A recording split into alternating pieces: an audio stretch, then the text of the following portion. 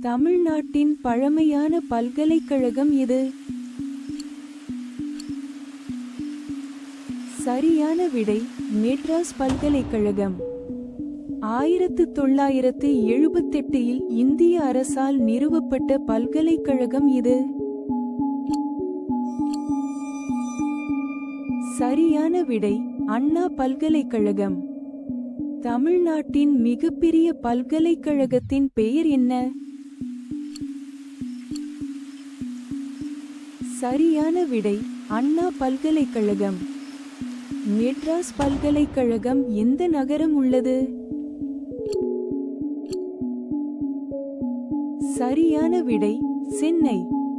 1794 நிறுவப்பட்ட பல்கலைக்கழகத்தின் பெயர் என்ன? சரியான விடை மெட்ராஸ் பல்கலைக்கழகம்.